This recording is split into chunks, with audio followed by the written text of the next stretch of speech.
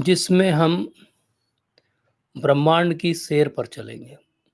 हम पूरे ब्रह्मांड को नापेंगे और देखेंगे कि किस प्रकार से ब्रह्मांड का जो पूरा स्ट्रक्चर है, किस प्रकार से हमारा कहाँ स्थान है और किस प्रकार से सूर्य नारायण भगवान इस पूरे ब्रह्मांड का भ्रमण करते हैं, किस प्रकार से गंगा मैया का अवतरण धरती पर होता है।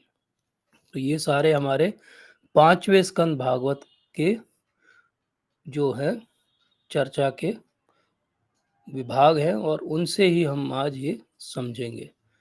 तो आज हम इसको आरंभ करें चर्चा को, उसके पहले हम आपको याद दिला दें कि हमने इस पर पिछले 2 सत्रों में चर्चा की है और वो 2 सत्रों में हमने काफ़ी विस्तार से इस बारे में समझा था।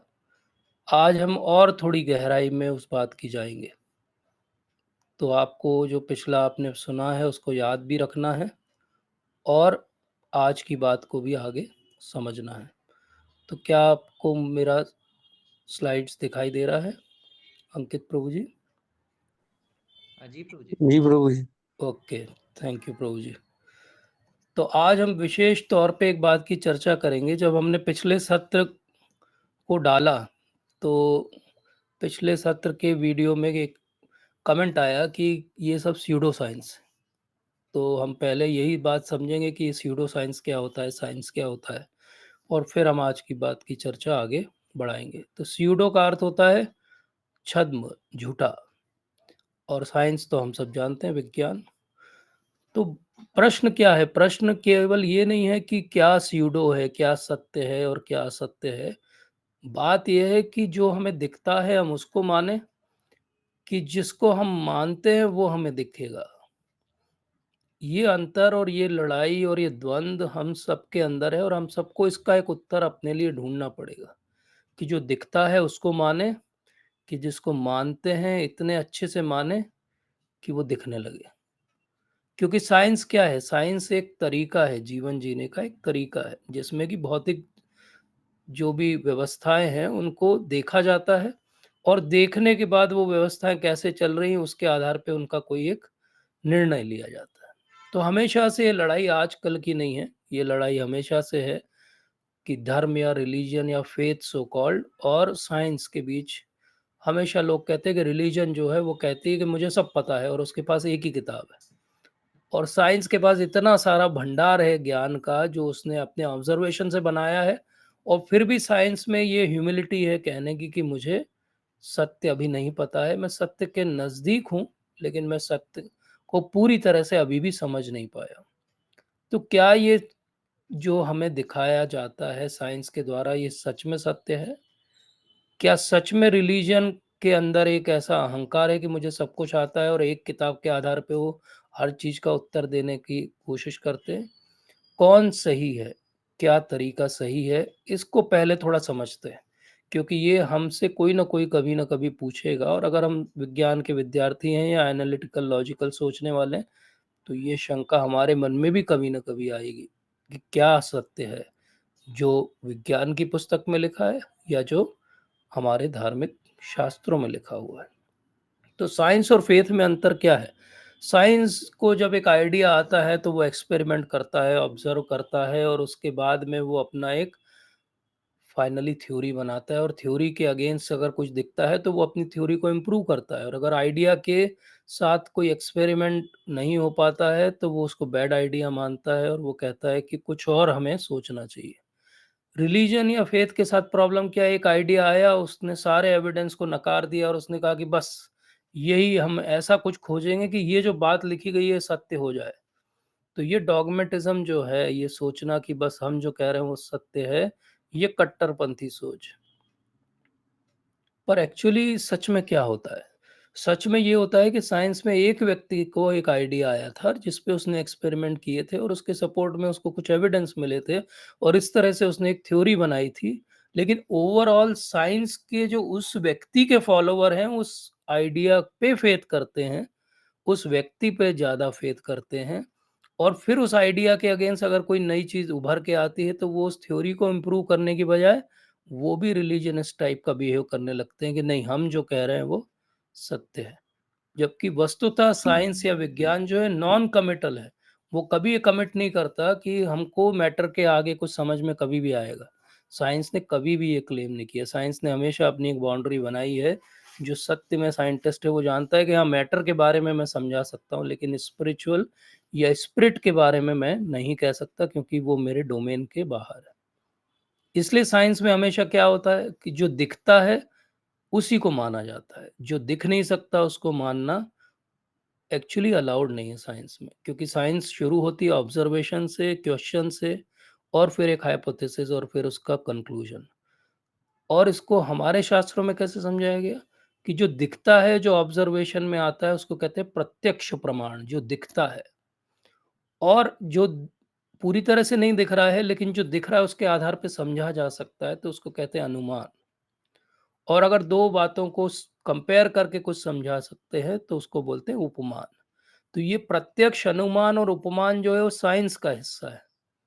और इस बात को शास्त्रों ने भी माना। शास्त्रों में भी बहुत जगह ऑब्जर्वेशन की या प्रत्यक्ष प्रमाण की बहुत बड़ी अनुशंसा है। तो हम जब रिलीजन में आते हैं और हम सुनते हैं कि नहीं, प्रत्यक्ष प्रमाण बड़ा नहीं है, शब्द प्रमाण बड़ा है, तो हमको याद रखना चाहिए कि वो कुछ एक कैटेगरी की बातों के लिए कहा जा रहा है। अन्यथा जो दिखता है उसको कैसे आप नकार सकते हो? तो प्रत्यक्ष का हमेशा महत्व है। लेकिन कोई कहे कि केवल प्रत्यक्ष के आधार पे मैं पूरे निर्णय लूँगा अपने जीवन के, तो वो निर्णय सत्य साबित नहीं होंगे। इसीलिए बहुत सारे ऐसे प्रश्न हैं जिनका उत्तर साइंस के पास नहीं है, आज भी नहीं है, कल भी नहीं था, और आगे भी नहीं रहने वाला, क्योंकि बहुत सारी चीज़ें हमको दिखती नहीं है। जब कोई चीज़ दिखती नहीं है तो उसके बारे में निर्णय साइंस कैसे लेगी? और यहीं पे बात आती है इस पूरे दृश्यमान जगत की, जो भौतिक जगत है। और समय की जो सीमा है, वो हमारे साथ लागू होती है कि मनुष्य जीवन जो थोड़ा बहुत आधुनिक हुआ है, वो पिछले 250-300 सालों से हुआ है, और उसके पहले तो हमारे पास ज्ञान का भी अभाव था साइंस के आधार से चले तो। अगर ज्ञान का अभाव था और समय भी हमारे पास इतना कम है, और जब हम बात करते हैं कि 5 बिलियन ईयर्स पहले ऐसा हुआ था और 10 बिलियन ईयर्स पहले ऐसा हुआ था, तो ये समय तो हमने देखा ही नहीं है। जब साइंस ने खुद कहा था कि जो उसे दिखाई नहीं देता उसको वो नहीं मानेगा, तो फिर साइंस इस बात पे क्यों अड़ा हुआ है कि नहीं, हम जो कह रहे हैं वही सही है, जबकि उसने भी किसी ने ज़ीरो टाइम पे जाके देखा नहीं कि एक्चुअली यूनिवर्स कैसी थी। यहीं पे एक बड़ी प्रॉब्लम आती है कि कॉस्मोलॉजी, ब्रह्मांड की जब बात होती है, तो एक्चुअली साइंस भी एक कहानी बना रहा है और एक कहानी शास्त्र में भी है। हमारी लिमिटेशंस के कारण हम ये दोनों कहानियों को कौन सी सत्य है नहीं समझ सकते, क्योंकि ज़ीरो टाइम पे हम में से कोई भी नहीं जा सकता। वो पॉसिबल ही नहीं है। अगर कोई सिस्टम बन भी जाए तो भी थ्योरेटिकली पॉसिबल नहीं है, क्योंकि तब वो सिस्टम ही नहीं है कि हम वहाँ पे जीवित रह पाएँगे। इसका अर्थ क्या हुआ कि ज़ीरो समय पे क्या हुआ था वो हमें कभी हमारे इस सिस्टम में जिसमें हम रह रहे हैं अभी, भौतिक जगत और इस शरीर में, उसके रहते हमको कभी समझ में नहीं आ सकता। इसलिए जो थ्योरी बनी वो 2 तरह से बनी। एक इवोल्यूशनरी थ्योरी बनी और एक बनी steady state theory. Steady state theory क्या कहती है कि जैसा जगत बन गया वैसा बन गया, उसके बाद उसमें कोई भी बदलाव नहीं होता। और इवोल्यूशनरी थ्योरी ने क्या कहा कि समय के साथ जो है वो ब्रह्मांड इवॉल्व हुआ। अब ये ज़्यादातर जो क्रिएशनिज़्म है, मतलब कि संसार बना है, ये जो कमेंट करते हैं या कहते हैं वो ज़्यादातर स्टेडी स्टेट थ्योरी, मतलब जैसी बनी है वैसी। और ये जो आज हम बिग बैंग की बात करते हैं कि एक ब्लास्ट हुआ और उसके बाद ये संसार का पूरा निर्माण हुआ, तो ये जो बिग बैंग का कॉन्सेप्ट है ये एक्चुअली छोटे-छोटे ऑब्जर्वेशन से जुड़ के बना है। अब आप में से जो विज्ञान के विद्यार्थी नहीं हैं, उनको मैं बहुत ज़्यादा टेंशन नहीं देना चाहता, लेकिन पॉइंट मैं कह रहा हूँ कि बिग बैंग जिस थ्योरी को आज माना जाता है कि ब्रह्मांड कैसे बना, वो थ्योरी एक्चुअली कभी पूरी तरह से आज तक प्रूव नहीं हुई। उसके इंडिपेंडेंट छोटे-छोटे से ऑब्जर्वेशन थे जो बहुत लंबे सालों में कभी-कभी एक-एक करके प्रूव हुए, और उस तरह से लोगों ने सोचा कि आज हमारे पास जितना ज्ञान है विज्ञान के पास, उस आधार पे सबसे सरल तरीका भगवान को अगर छोड़ के समझना हो कि जगत कैसे बना, तो वो क्या तरीका है? बोले एक ब्लास्ट हुआ और उससे बहुत सारी यूनिवर्स का निर्माण हुआ। धीरे-धीरे वो यूनिवर्स एक्सपैंड होने लगी, पहले तारे बने, अर्ली गैलेक्सीज बनी और आज की मॉडर्न कॉम्प्लेक्स गैलेक्सी के फॉर्म बने। अब ये मैं बात क्यों कर रहा हूँ, ये मैं इसलिए कह रहा हूँ कि आप समय की जो पूरी टाइम लाइन है, सीमा रेखा, उसको देखिए कि 300 मिलियन ईयर्स अगो की बात कर रहे हैं हम। 300 मिलियन साल पहले कौन था? हम में से कोई भी नहीं था। तो ये जो बात हो रही है, ये भी एक तरह से स्पेकुलेशन है, ये भी एक कहानी है। और जब हम बात बोलते हैं कि नहीं, महाविष्णु के पोर से जो है ब्रह्मांड का निर्माण होता है, तो वो भी एक कहानी है, क्योंकि हमने वस्तुतः दोनों को अनुभव भी नहीं किया अपने जीवन में। इसलिए बिग बैंग का इन्फ्लेशन भी एक स्टोरी है हमारे लिए, और भागवत की कहानी भी एक कहानी है। अब हमको ये डिसाइड करना है कि दोनों में से किस कहानी को हमको मानना है। एक कहानी है जिसमें भगवान है, और एक कहानी है जिसमें अभी भगवान को नहीं माना जाता। समय के साथ साइंस कभी अगर उस तरफ जाएगा और सोचेगा तो हो सकता है कि माने। तो हमने देखा कि ऑब्जर्वेशन से हम कुछ कर सकते हैं, लेकिन हम एक्सपेरिमेंट कुछ नहीं कर सकते। अब ये दूसरी प्रॉब्लम है। एक तो हम बहुत टाइम में पीछे जाके ऑब्जर्व नहीं कर सकते कॉस्मॉस को, और दूसरा हम आज एक्सपेरिमेंट नहीं कर सकते कि हम बिग बैंग आज लेबोरेटरी में करके देख सकें और एक नई अर्थ बना दें।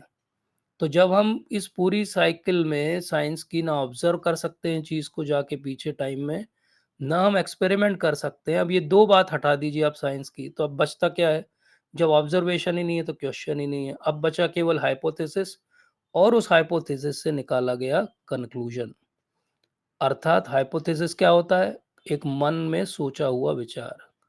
वो ये वैसा ही मन में सोचा हुआ विचार है जैसे ये सोचना कि महाविष्णु के पोर से जो है वो बहुत सारे ब्रह्मांड आए थे। अब प्रॉब्लम क्या है? जो बात हमसे कभी बताई नहीं जाती, और वो ये है कि बिग बैंग की जो थ्योरी है, उस पे खुद ही वैज्ञानिकों ने ही इतने सारे प्रश्न उठाए हुए हैं, लेकिन हमारे स्कूल के सिलेबस से बिग बैंग की थ्योरी नहीं हटती, वो बनी रहती है। तो एक वेब टेलीस्कोप है, नासा ने भेजा है, ये सबसे पावरफुल टेलीस्कोप है आज तक का। और इन्होंने बहुत अंदर तक यूनिवर्स में देखा, और उन्होंने देखा कि वहाँ तो सब मैच्योर गैलेक्सीज हैं, वहाँ तो कोई भी गैलेक्सीज जो वो है बहुत ओल्डर नहीं दिख रही है, मतलब कि बिग बैंग से इसको नहीं समझाया जा सकता। बहुत सारी प्रॉब्लम है बिग बैंग में। फर्स्ट लॉ ऑफ थर्मोडायनेमिक्स कहता है कि एनर्जी और मैटर को क्रिएट नहीं किया जा सकता। तो सिंगुलरिटी में दोनों एक साथ कैसे थे? लॉ ऑफ एंट्रोपी एक है जो साइंस के वो जानते होंगे, उसको भी ये वायलेट करता है, क्योंकि टाइम के साथ यूनिवर्स एक्सपैंड हो रही, तो फिर बाद में वो कॉन्ट्रैक्ट कैसे होगी, उसकी एनर्जी कहाँ से आएगी? आज तक इसका कोई आंसर नहीं है। कॉस्मिक इन्फ्लेशन हो रहा है, इसका कोई आंसर नहीं है। एक तरह के स्पेशल स्टार्स होते हैं जो बिग बैंग के आधार पे दिखने चाहिए, लेकिन आज तक एक भी नहीं दिखाई दिया। और इतने बड़े-बड़े और कॉम्प्लेक्स गैलेक्सीज़ हैं कि जितना टाइम फ्रेम वो 300 मिलियन ईयर्स का दे रहे हैं, उतने में ये बन ही नहीं सकते। इसका अर्थ क्या हुआ कि बिग बैंग के अपने ही प्रॉब्लम्स हैं बहुत सारे। ये जो रेड दिख रहे हैं, ये सब बिग बैंग के प्रॉब्लम्स हैं।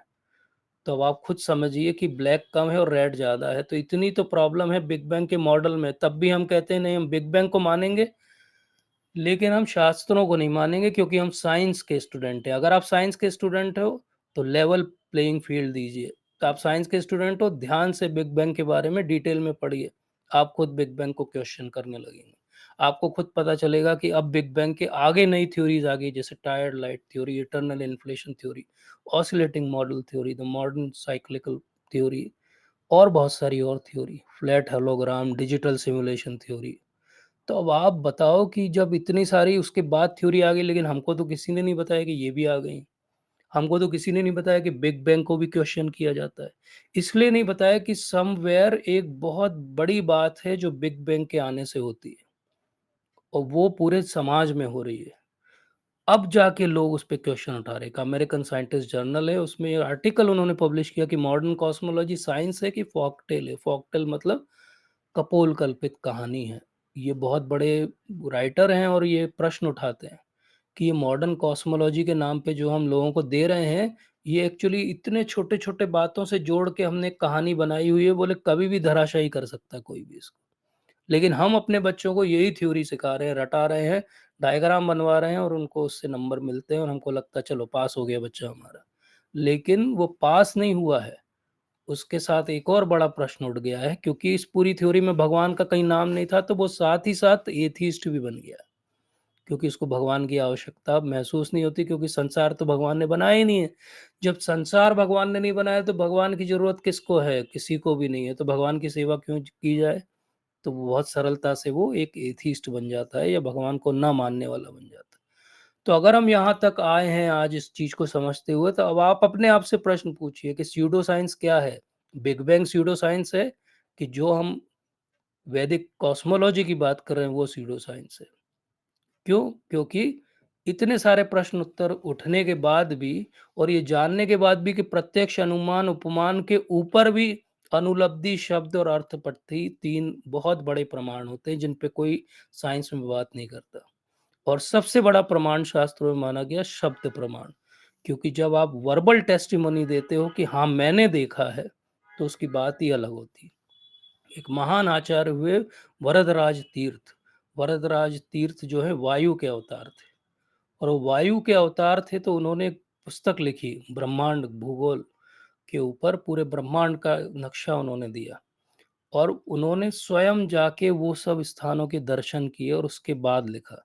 उन्होंने जो भागवत में लिखा गया उसको और डिटेल में समझाया।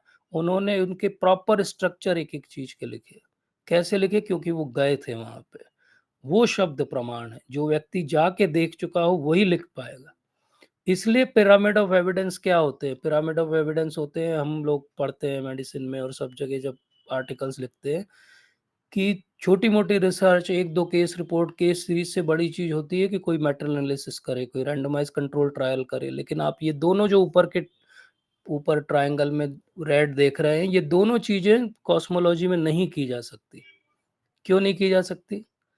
क्योंकि आप कोई भी ट्रायल नहीं कर सकते कि अर्थ और उसके पास एक और प्लेनेट रख के आप बोलो कि इसको पानी में डुबाएँगे और उसको, हमारी एक्चुअली हैसियत ही नहीं है कि हम कुछ बोले कॉस्मोलॉजी के बारे में। इसलिए इनफैक्ट ये क्वेश्चन कहाँ से उठा, मैं एक स्लाइड में बताना चाहता हूँ कि ये डिस्कॉर्डेंस कहाँ से आया? ये आया क्योंकि एक्चुअली बिब्लिकल जो क्रिएशन की थ्योरी थी उसमें बहुत सारे होल्स थे, और उस थ्योरी को जब इन्होंने देखा टेलीस्कोप से चीज़ों को और उनको लगा कि नहीं ये तो गलत हो रही है, तो उन्होंने ये सोच लिया कि सारी जो क्रिएशन की थ्योरी होंगी या क्रिएशनलिस्ट कॉस्मोलॉजी होंगी सब गलत होंगी। उन्होंने कभी इंडियन कॉस्मोलॉजी को ध्यान से नहीं देखा कि यहाँ पे वही टाइम स्केल और उसी फील्ड ऑफ स्केल की बात हो रही है, मतलब उतने ही करोड़ों अरबों डायमेंशंस और करोड़ों अरबों सालों की बात हो रही है जैसी कि मॉडर्न थ्योरीज में होती है। कार्ल सैगान बहुत बड़े कॉस्मोलॉजिस्ट है, उन्होंने बोला कि अगर नियरेस्ट मॉडर्न कॉस्मोलॉजी के कुछ आता है तो वो इंडियन कॉस्मोलॉजी की थ्योरीज हैं। तो इसीलिए हमको समझना चाहिए कि एक साइंस है, लेकिन एक बहुत बड़ा वर्ग है जिसको कहते हैं साइंटिज्म। जैसे रिलीजन होता है, रिलीजनिज्म होता है, ऐसे ही साइंटिज्म होता है कि बस साइंस ने जो बोल दिया वो सही है, उसको कोई क्वेश्चन नहीं करता। और ये हमारी गलती है। हम कभी क्वेश्चन नहीं करते कि अच्छा इस थ्योरी को प्रूव करने के कितने तरीके, जैसे हम कभी समय मिलेगा बात करेंगे डार्विन की थ्योरी की, तो आपको 10 मिनट लगेगा ये समझने में कि सब केवल कहानी है। लेकिन वो समझने के लिए आपको अपना दिमाग खोलना पड़ेगा कि हाँ, हमारी साइंस की बुक में जो सब कुछ दिया है, सब चीज़ सही नहीं दी है। इस बैकग्राउंड के साथ अब हम समझते हैं कि हमारी वैदिक कॉस्मोलॉजी में ऐसा क्या है जो मॉडर्न कॉस्मोलॉजी के पास भी नहीं है। और ये पुस्तकें जिनको हम रेफ़र करेंगे इस सीरीज़ को समझने के लिए, मैंने पिछली बार भी आपको बताई थी। आप में से जिसको भी इंटरेस्ट है सबसे पहले तो 5th कैंटो पढ़िए श्रीमद् भागवतम का। उसके बाद श्रील प्रभुपाद के बहुत ही सीनियर डिसाइपल हैं रिचर्ड थॉमसन, उनकी बुक्स को पढ़िए। ये ऐसे कोई जस्ट नहीं कि प्रभुपाद के डिसाइपल हो गए तो उन्होंने लिख दिया कुछ। ये पीएचडी है अमेरिकन यूनिवर्सिटीज़ से, और 2-3 पीएचडी हैं उनके पास। और फिर उन्होंने कॉस्मोलॉजी पे ऑलमोस्ट 25 इयर्स काम किया है, और उसके बाद ये बुक्स लिखी हैं। उनकी बुक्स पढ़िए, पवनेश्वर प्रभु हैं महाराज के डिसाइपल, उनकी बहुत सुंदर बुक है। स्टीफन नैप हैं, उसके अलावा मैंने पिछली बार बताया था दानवीर गोस्वामी महाराज हैं, उन्होंने बहुत-बहुत काम किया है। और कुछ समय में टीओवी भी बन जाएगा तो हम जाके भी देख पाएँगे जो हम आज बात करेंगे। तो एक्चुअली इम्पोर्टेंट क्या है जो हमें दिखाई देता है, उसके अलावा वो कैसे चल रहा है, वो किन प्रिंसिपल्स पे चल रहा है, उससे हम क्या अपने जीवन में सीख सकते हैं, ये एक्चुअली यूनिवर्स से सीखना चाहिए। हम केवल ये सीख लें कि एक ब्लास्ट हुआ और संसार बन गया, तो आज तक आपने अपने जीवन में या धरती पे जितने लोग आए उन्होंने कभी देखा कि एक ब्लास्ट हुआ और उससे कोई चीज़ बनी हो? ब्लास्ट से हमेशा चीज़ें डिस्ट्रॉय होती हैं। आज तक हमने कोई भी चीज़ बनते हुए नहीं देखी। जब हमारे पास एक एग्ज़ाम्पल नहीं है कि ब्लास्ट से चीज़ें बन सकती हैं, तो हम बिग बैंग को क्यों मानते हैं? जस्ट बिकॉज़ किसी ने बोल दिया इसलिए हम मानते हैं। लेकिन वो सारे जो 4 ऑब्ज़र्वेशन उन्होंने किए और जिसके आधार पे बिग बैंग बना, उन चारों ऑब्ज़र्वेशन को हम वैदिक सिस्टम से भी समझा सकते हैं और बहुत आसानी से। तो इसलिए ये समझना कि ये पूरा संसार क्यों बना, इसके पीछे कोई हेतु होना चाहिए। बिग बैंग के साथ सबसे बड़ी प्रॉब्लम क्या है? ब्लास्ट हुआ और धीरे-धीरे अब कूलिंग डाउन हो रही है और एक अर्थ पे ऐसा हैबिटेबल प्लैनेट बन गया और हम रहने लगे, पैदा हो गए, बट क्यों पैदा हुए? इसके बाद कहाँ जाने वाले हैं? क्या हमारे साथ होने वाला है? क्या हम इनकॉन्सिक्वेंशियल हैं? मतलब हमारा होना नहीं होना बस एक चांस है? जिस दिन ये संसार में और समाज में भावना आ जाती है कि सब चांस है, उस दिन वो व्यक्ति ये सोचने लगता है जब सब चांस ही है तो चांस ले लिया जाए। मतलब ड्रिंक भी कर लिया जाए, गैम्बल भी कर लिया जाए, इलिसिट रिलेशनशिप भी कर ली जाए, क्योंकि सब चांस ही तो है, सब चांस ही है। कोई मॉरलिटी है नहीं, कोई एथिक्स है नहीं और धीरे-धीरे वो गर्त में नीचे गिरता जाता है। मैं गर्त में गिरने का मतलब नर्क में जाने की बात नहीं कर रहा हूँ, अपनी सोच और खराब करता जाता है। तो जब आप ये सोचते हो कि इस पूरे सिस्टम का कोई हेतु नहीं है, केवल मेरे एन्जॉयमेंट के लिए, तो आप क्या ढूँढते हो? अपना एन्जॉयमेंट ढूँढते हो। और जब आप वैदिक तरीके से पूरे ब्रह्मांड को समझते हो, तो आप ये समझते हो कि मैं यहाँ हूँ, मेरी बहुत स्पेशल प्लेस है और मुझे यहाँ नहीं रहना है, मुझे भगवान के धाम जाना है। तो इसलिए हमने जहाँ से बात चालू की थी कि मिथ है लोगों का ये कहना कि रिलीजन बोलती है कि आई नो एवरीथिंग और साइंस बोलती है I don't know anything. Actual reality ये है कि रिलीजन कहती है कि आई नो इनफ, मुझे इतना पता है भागवत की कॉस्मोलॉजी पढ़ के कि मुझे कहाँ जाना है। और साइंटिस्ट के पास बीसों किताब होंगी लेकिन उसको ये नहीं पता है कि जाना कहाँ है, क्योंकि वो इसी में उलझा रहेगा कि I want to know more, I want to know more. और रिलीजियसनेस यहाँ से निकल जाएगा बाहर भगवान की सेवा में। तो ये अंतर है। ये बात समझना बहुत आवश्यक है और इस तरह से जब हम समझेंगे तब हम कॉस्मोलॉजी को रिस्पेक्ट कर पाएँगे। और ये भी ध्यान देना चाहिए कि हर चीज़ का कोई पर्पस होता है। जब मटेरियलिस्टिकली हम पूरे संसार को समझते हैं और समझाने का प्रयास करते हैं तो उसका एक पर्पस है। उसका पर्पस है कि आज जो हमारे आस-पास चल रहा है उसको हम अच्छे से मैनेज कर पाएँ। तो हम प्रेडिक्ट कर पाएँ कि कब सूर्य ग्रहण होगा, हम प्रेडिक्ट कर पाएँ कि कब चंद्र ग्रहण होगा, हम प्रेडिक्ट कर पाएँ कि कब हमारे ऊपर कोई मीटियोर गिरने वाला है, हम ये प्रेडिक्ट कर पाएँ कि कब कोई बड़ी सेलेस्टियल इवेंट होने वाला है जिसका असर हमारी लाइफ पे पड़ सकता है। हम वेदर की रिपोर्ट समझ पाएँ। इन सब के लिए मटेरियल तरीके से जो भी समझा जा रहा है वो सही है। लेकिन जो स्पिरिचुअलिटी का पार्ट है कि हमको यहाँ से बाहर निकलना है, वो भी तो हमें समझना पड़ेगा। क्योंकि एज़ ए ह्यूमन बीइंग केवल हम एक शरीर नहीं है, हमारे इमोशंस हैं, हमारे लाइफ फोर्सेस हैं। हम पूरे एक स्पिरिट सोल हैं। तो इसलिए अगर हमको होलिस्टिकली अपने आप को समझना है, तो मटेरियल भी समझना पड़ेगा और स्पिरिचुअल भी समझना पड़ेगा। इसलिए एथिज़्म कहाँ से आता है? बिग बैंग से एथिज़्म आता है। एथिज़्म मतलब भगवान नहीं होते। क्यों? यूनिवर्स है, अपने आप बनी है, अपने आप खत्म हो जाएगी। मैं चाँद से पैदा हुआ हूँ, एक दिन मर जाऊँगा। मेरे आगे कुछ नहीं है कारण पैदा होने का, मेरे पीछे कोई कारण नहीं है। तो जब ऐसा सोचा जाता है, तो समाज में अनाचार फैलता है। फिर एक पैंथिज़्म है, वो कहते हैं कि सब कुछ पूरी यूनिवर्स ही भगवान है। उसके बाद हम डीइज़्म, डुअलिज़्म इनकी बात नहीं करेंगे, लेकिन पॉइंट ये है कि हमको ये समझना है कि ये भगवान जो हैं वो यूनिवर्स को जन्म देते हैं। डुअलिज़्म ये सही सोच है। कोई भी लॉजिकली भी सोचेगा तो यही सबसे सही सोच भी लगती है। तो होता क्या है, असलियत में क्या होता है और कैसा होना चाहिए इसको ध्यान से समझिए। आजकल क्या होता है उसको भी हम समझते हैं। नॉर्मली हमारी जो भी फ़िलॉसफ़ी है, साइंस है, वो रिलीजन से थोड़ी बहुत जो है वो मोटिवेटेड रहती है, लेकिन ज़्यादातर एथिज़्म जो है साइंस के आधार पे होता है। मतलब ज़्यादातर साइंस ज़्यादा जो पढ़ लेते हैं, वो भगवान को मानना बंद कर देते हैं, क्योंकि उनको लगता है कि हम हर बात को अपने एक्सपेरिमेंट से समझा सकते हैं। असलियत में संसार में क्या होना चाहिए? ऐसा होना चाहिए कि रिलीजन ही बेसिस होना चाहिए फ़िलॉसफ़ी का भी, रिलीजन ही बेसिस होना चाहिए साइंस का भी। रिलीजन ही हमारे लाइफ के जीने का बेसिस होना चाहिए। इसलिए भागवत जब बेसिस बनता है, तो भागवत के अंदर फिलॉसफी भी है, भागवत के अंदर साइंस भी है, और भागवत एक रिलीजियस बुक भी है। तो इस बात को समझना चाहिए कि हमारा बेसिस क्या है जीवन को समझने का। अगर हमारा बेसिस ये है कि भगवान नहीं होते, तो हम नास्तिक हो जाएंगे। और हमारा बेसिस है कि भगवान से ही सब फिलॉसफी आनी चाहिए और सब साइंस भी आनी चाहिए, तो हम स्पिरिचुअलिस्ट हो जाएंगे। और ये जो लड़ाई है, ये आज की नहीं है। जो दिखता है संसार और जो भागवत में दिया गया, ये आज की बात नहीं है। पहले भी जो दिखता था संसार, उससे हम ज्योतिष सीखते थे। और जो डिस्क्रिप्शन भागवत के अंदर है, वो ज्योतिष वाले भी उसको पचा नहीं पाते, समझ नहीं पाते, क्योंकि वो दिखता नहीं है और उस तरह से नहीं दिखता जैसा भागवत में लिखा हुआ है। तो ये जो डायकोटॉमी है, ये दोनों तरफ पहले भी थी। अब हम ज्योतिष को रिप्लेस कर सकते हैं। आज हमारे टेलीस्कोप से जो हम देखते हैं, यंत्रों के द्वारा जो देख रहे हैं, वो वही चीज देख रहे हैं जो ज्योतिष अपनी आंखों से देखते थे।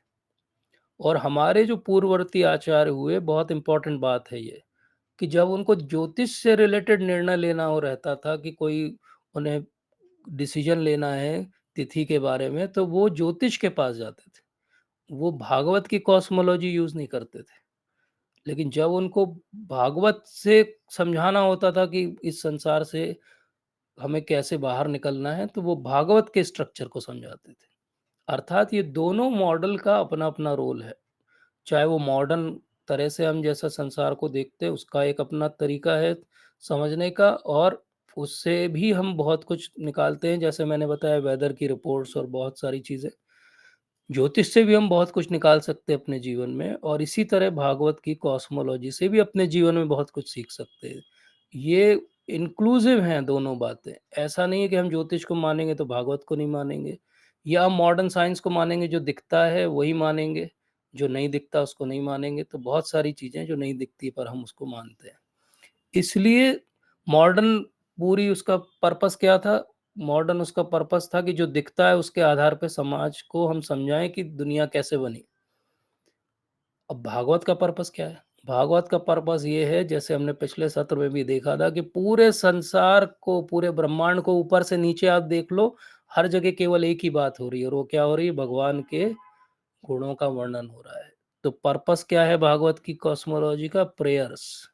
आप देखो, सारे सब जगह कोई ना कोई प्रेयर ज्ञापित करा है। सबसे नीचे से चालू करो तो संकर्षण जो है वो 4 कुमारों को भागवत कथा सुना रहे हैं, और सबसे ऊपर भी जाएंगे तो वहां पे भी भगवान जो है वो, भगवान का वर्णन हो रहा है और उनकी सेवा कर रही हैं लक्ष्मी जी। तो आप नीचे से लगा के ऊपर तक जाएंगे, और क्या है? केवल प्रेयर्स है। इस पूरे संसार का हेतु एक ही है कि भगवान को प्रार्थनाएं ज्ञापित की जाए। तो फिर प्रश्न उठता है कि अगर ये भागवत कॉस्मोलॉजी सही है, तो हमको वैसा दिखाई क्यों नहीं देता? हमको फिर वो सुमेरु पर्वत सोने का बना हुआ क्यों नहीं दिखाई देता? वहां से थोड़ा सोना ले आते हम। तो पॉइंट क्या है? पॉइंट ये कि जब कलयुग आरंभ हुआ, अगर आप महाभारत पढ़ेंगे ध्यान से, तो आपको समझ में आएगा कि इवन महाभारत के काल में भी जब वो अश्वमेध यज्ञ कर रहे थे, तो पांचों पांडव अलग अलग स्थानों पे गए थे पूरे भूमंडल के। तब भी लोग जाते थे। अगर आप कृष्णा बुक ध्यान से पढ़ेंगे तो आपको समझ में आएगा कि एक बार महाविष्णु से मिलने के लिए भगवान श्री कृष्ण अर्जुन के साथ जाते हैं, और वो पूरा डिस्क्रिप्शन है कि कैसे वो बाहर निकलते हैं अपने सुदर्शन चक्र से। वो एक टनल बनाते हैं और उस टनल से वो इस ब्रह्मांड से बाहर निकलते हैं। तो फिर क्या हुआ? अब हमें क्यों नहीं दिखाई देता? क्योंकि जैसे जैसे कलयुग बढ़ा, हमारा जो अशुद्धि है हृदय का, वो बढ़ता गया। और जैसे जैसे अशुद्धि बढ़ती गई, तो जैसे कोरोना में कोई बीमार होता था तो उसको एक कमरे में बंद कर दिया जाता था, ऐसे ही हम लोगों को भी क्वारंटीन कर दिया गया। बोले अब आपके अंदर वो क्वालिफिकेशन नहीं है कि आप बाहर घूमो, आपको अब इस एरिया में कन्फाइंड रहना पड़ेगा। जैसे कोई सीरियल किलर मर्डरर हो तो उसको बिल्कुल एक सिंगल सेल में बंद करके जेल में अलग से रख दिया जाता है, किसी से मिलना अलाउड नहीं उसको। वैसे ही हमारी हालत है। और दूसरी बात क्या है? ये जो कलयुग आया है, ये कलयुग केवल धरती पे आता है। इसके ऊपर के जो लोग हैं, और जो ऊपर के लोग हैं, उनमें सब में ज़्यादातर त्रेता युग रहता है। वहाँ पे टाइम बदलता नहीं है। तो कलयुग का जो आरंभ हुआ, तो वो ऐसा हो गया कि ये जेल हो गया, ये कट ऑफ हो गया पूरा हिस्सा जो है जम्बू द्वीप का जहाँ हम रहते हैं, ये बाकी सबसे कट ऑफ हो गया, कॉर्नर ऑफ हो गया। ना हमारे अंदर उतना प्यूरिफिकेशन है, ना हमारे अंदर उतनी क्वालिफिकेशन है कि हम इन बातों को देख या अनुभव कर पाए। तो हमारे लिए क्या होगा, ये दूसरे डायमेंशन के हिस्सा हो गए। अब क्योंकि ये दूसरे हायर डायमेंशन में, तो हमें दिखाई नहीं देते। तो अब ये बाकी हिस्से का क्या है, तो वो हमारे कार्मिक कारण है। तीसरा कारण कार्मिक कारण है कि हम कर्मों के कारण बंधे हुए हैं, और हमारे कर्म और प्रारब्ध जितना हमें दिखा सकते हैं उतना हमें दिखा देते हैं। लेकिन आज भी धरती पे बहुत से ऐसे प्यूरिफाइड सोल्स हैं जो किसी भी लोक में कहीं भी ट्रैवल कर सकते हैं, और आज भी हैं, अभी भी हैं, कलयुग में भी हैं, क्योंकि उनके ऊपर ना कलयुग का प्रभाव है, ना उनके ऊपर कर्म का प्रभाव है। जैसे श्रील भक्ति सिद्धांत सरस्वती ठाकुर महाराज की एक बहुत सुंदर कथा है इसमें। भक्ति सिद्धांत सरस्वती ठाकुर महाराज जब नवद्वीप में मायापुर में रह रहे थे अपने मठ में, तो एक दिन भारती महाराज थे, उन्होंने देखा कि रात के समय, उनको प्रभुपाद कहते हैं, तो श्रील प्रभुपाद जो उठ के जा रहे हैं भक्ति सिद्धांत सरस्वती ठाकुर महाराज, तो ये भी क्यूरियस होके पीछे पीछे चल दी कि क्या हो रहा है, इतनी रात को कहाँ जा रहे हैं। तो जब वो उनके पीछे पीछे गए, तो उन्होंने देखा कि बहुत एफल्जेंट जो है वो लोग खड़े हुए हैं, एक पूरा ग्रुप, और बिल्कुल उनकी रोशनी निकल रही है, और बिल्कुल एकदम ऐसा लग रहा है जैसे कोई देवता हो। और फिर उन्होंने कुछ देर बात की उनसे, और फिर उन सबको वो योग पीठ में ले गए, और योग पीठ का जो मंदिर है वहां पे वो सब बैठे, और भक्ति सिद्धांत सरस्वती ठाकुर महाराज ने उनको चैतन्य महाप्रभु की कथाएं सुनाई। और वो करीब 4-5 घंटे उनका वो लेक्चर चला, और जब 4-5 घंटे हो गए, सुबह का समय होने आ गया, तो वो सब चले गए, और ये भक्ति सिद्धांत सरस्वती ठाकुर महाराज वापस अपने मठ की तरफ आ गए। तो भारती महाराज से रहा नहीं गया, तो उनके चरण पकड़ के उन्होंने बोला कि कौन थे प्रभुपाद, ये कौन थे, ये कौन थे सब। तो उन्होंने कहा, भक्ति सिद्धांत सरस्वती ठाकुर महाराज ने, कि ये सब देवता थे, ये महाप्रभु की कथा सुनने कभी कभी मेरे पास आते हैं। तो इसका अर्थ क्या है, इसका अर्थ बहुत सिंपल है कि अगर आप प्यूरिफाइड हो और आपके अंदर नेसेसरी क्वालिफिकेशन है, अधिकार है आपका, तो आपको सब कुछ दिखेगा जो लिखा हुआ है। और आपका अधिकार नहीं है तो आपको कुछ भी नहीं दिखाई देगा। जैसे कोई जेल में कोई मदर हो और वो प्रेग्नेंट हो, और किसी क्राइम के कारण वो जेल में बंद कर दिया जाए उसको, और उसका बच्चा वहीं जेल के हॉस्पिटल में या जेल के प्रेमाइसिस में डिलीवर हो, और उससे कोई समझाए कि एक पूरा बड़ा संसार है बाहर, जहाँ पे खुली रोड है और आराम से आदमी अपने मन की इच्छा के अनुसार खा पी सकता है और घूम सकता है, और वो बच्चे को कैसा लगेगा, उसको लगेगा ऐसा तो मैंने कभी नहीं देखा, ऐसा तो हो ही नहीं सकता। ऐसी ही हमारी हालत है। इसलिए श्रीमद् भागवतम में 5th कैंटो के 16 चैप्टर में क्या कहते हैं वो, कि ये पूरा जो यूनिवर्सल फॉर्म है, ये भी एक्चुअली प्योर गुडनेस का है, शुद्ध सत्व का है। इसीलिए वसुदेव के रूप में इनका ध्यान किया जाता है। अब क्योंकि ये शुद्ध सत्व का बना हुआ है, और हम जो हैं वो, हमने पिछली बार समझा था कि तमोगुण की प्रकृति में है, तो कोई तमोगुणी व्यक्ति को शुद्ध सत्व की बात कैसे दिखेगी या समझ में आएगी। तो ये प्रॉब्लम हमारी है कि हम उसको परसीव नहीं कर पा रहे। प्रॉब्लम उनकी नहीं है। जैसे कि कोई आपको मैथमेटिक्स की प्रॉब्लम दे दी जाए और आपसे ना बने, तो प्रॉब्लम उस प्रॉब्लम की नहीं है, प्रॉब्लम आपकी है कि आपको समझ में नहीं आ रही। इसी तरह सुखदेव गोस्वामी जब समझाना आरंभ करते हैं 16 चैप्टर में, तो वो कहते हैं कि ये जो मटेरियल वर्ल्ड है, ये मटेरियल क्वालिटीज, मतलब सत्व रजो तमो, और वो भी किसका, तमोगुण ही सत्व रजो तमो बना है, उसको पूरे लाइफ टाइम में, ब्रह्मा जी के लाइफ टाइम में नहीं समझ सकता कोई। और हम क्या प्रयास कर रहे हैं कि 2 या 3 सत्रों में 2-4 डायग्राम से हमको ये समझ में आ जाएगा। तो ये डिस्क्लेमर तो सुखदेव महाराज का है कि ये समझ में नहीं आने वाला है। तो फिर बात उठती है कि फिर हम क्यों अपना सिर फोड़ें, क्यों समझने का कोशिश करें। इसलिए समझने का कोशिश करें कि इससे एक एटीट्यूड डेवलप करें। और वो एटीट्यूड क्या है, वो एटीट्यूड ये है कि यहाँ से बाहर कैसे निकलना है, इसको समझें। ये समझें कि ये इतना बड़ा जंजाल में आके हम फंस गए अपनी एक गलती के कारण, अब यहाँ से जल्दी से बाहर निकल जाए। तो बाहर निकलने के पहले अपने को फिर से डायग्राम समझना पड़ेगा। अब मैं आपको थोड़ा सा विस्तार से समझाऊंगा। पिछली बार जो हमने समझा था वो भूमंडल के हमने डिविजन्स को समझा था। भूमंडल एक ऐसा डिस्क जैसा है, ऐसा डिस्क जैसा है, और इस डिस्क का जो सेंटर पॉइंट है वहाँ पे हम रहते हैं, वहाँ पे वो सुमेरु या मेरू माउंटेन है। और हम जो बात कर रहे हैं अभी, ये बिल्कुल डिस्क जहाँ खत्म हो जाती है, तो उसकी जो पेरिफेरी है, डिस्क की पेरिफेरी, वो एक गोल्डन हिस्सा है, एक बहुत चमकता हुआ सा हिस्सा है, सुनहरा हिस्सा है। उस सुनहरे हिस्से में अगर कोई चला जाता है तो वहां से गायब हो जाता है, वापस नहीं आ सकता। जब भगवान श्री कृष्ण अर्जुन को लेकर जाते हैं तो भागवत के अंदर डिस्क्रिप्शन आता है कि वो सुनहरे हिस्से से गुजरते हैं और भगवान कहते हैं कि यहाँ सब लोग गायब हो जाते हैं, तुम नहीं होगे क्योंकि तुम मेरे साथ में हो। तो बात क्या है? बात बहुत सिंपल है कि अगर हम खुद से कोई मटेरियल या मैकेनिकल तरीके से यहाँ बाहर निकलने की कोशिश भी करेंगे तो हम गोल्डन लैंड पे जाके डिसअपियर हो जाएंगे। और गोल्डन लैंड के आगे क्या है? बहुत बड़े बड़े पहाड़ हैं चारों तरफ, ऐसे बिल्कुल ट्यूब है, अर्थात वो चारों तरफ ऊंचे पहाड़ हैं और इतने ऊंचे हैं कि कोई सूर्य की रोशनी उनके बाहर नहीं पड़ती। इसीलिए उसको कहा जाता है आलोक वर्ष, मतलब कि वहां पे कोई भी रोशनी बाहर नहीं पड़ती। और वो जो माउंटेन है उसको कहते हैं लोकालोक माउंटेन, मतलब वो पूरे वॉल जैसे हैं, पूरी दीवार जैसे हैं, उनसे लाइट बाहर नहीं आ सकती। तो एक हिस्सा है जो अंधकार का हिस्सा है, और उसके बाद ये जो हमारी पूरी यूनिवर्स है उसकी लेयर्स हैं।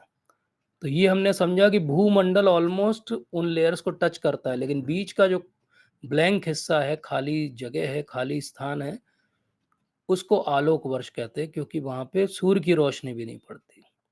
अब ये बहुत कॉम्प्लिकेटेड डायग्राम आपको दिख रहा होगा, मैं बहुत विस्तार से नहीं जाऊंगा, जिनको इच्छा है वो पढ़ सकते हैं।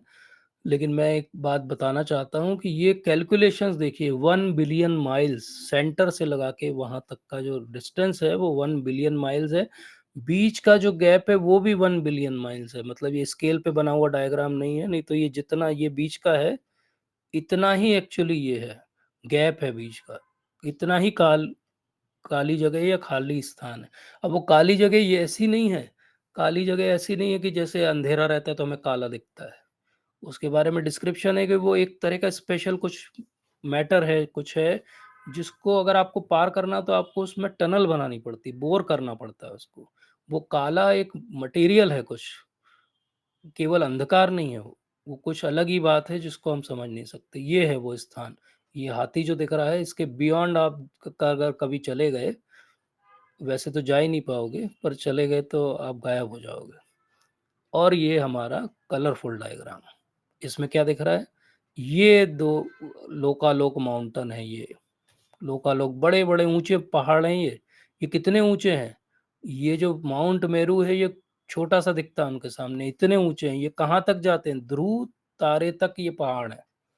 इसलिए यहाँ पे जो सूर्य देव हैं उनकी रोशनी यहीं रह जाती है बस, और इसके बाहर नहीं जा पाती। तो ये बड़ी इंटरेस्टिंग चीज़ है, अगर किसी ने इमेजिन भी की तो बड़ा अच्छा इमेजिनेशन है। अब हम आज जो समझेंगे वो वर्टिकल सिस्टम समझेंगे। अभी हमने क्या समझा? हॉरिजॉन्टली हमारा संसार कैसा फैला हुआ है। वर्टिकली क्या हाल है? तो वर्टिकली हमने पिछली बार देखा था कि एक माउंटेन है, सुमेरु माउंटेन है, और उसके ऊपर जो है वो ब्रह्मा जी का लोक है, और फिर उसके नीचे जो है वो एक डिस्क है जम्बू द्वीप की, और उस जम्बू द्वीप के अलग अलग टुकड़े हैं, और उस एक टुकड़े का एक हिस्से में हम रहते हैं। तो ये वर्टिकल हमारा एक्सटेंट है, और ऊपर तक ध्रुव तारे से लगा के नीचे तक ये पूरे कॉन्स्टिलेशन और शिशुमार जो पूरा स्ट्रक्चर है वो ऐसा दिखता है, ऐसे जैसे किसी ने झालर लगा दी हो, जैसे हम दीवारी पे लगाते हैं। तो इस तरह दिवाली जैसा दिखेगा आपको इसको अगर आप देखेंगे तो।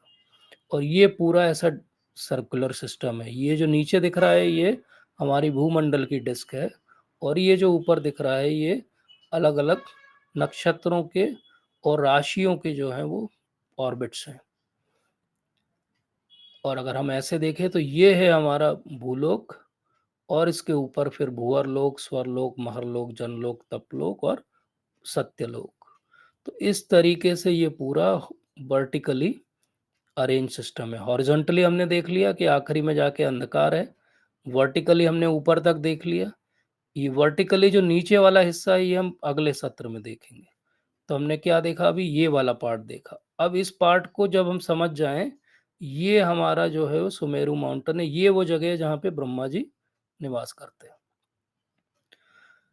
और वो ऐसे कमल के ऊपर भी इस बात को समझाया जा सकता है कि ये पूरी एक गोल्डन लैंड है जहाँ पे कोई आता है तो गायब हो जाता है, और ये पूरा आलोक वर्ष है जहाँ पे कोई रोशनी नहीं है, और ये बाहर की रिम है जो टच कर रही है।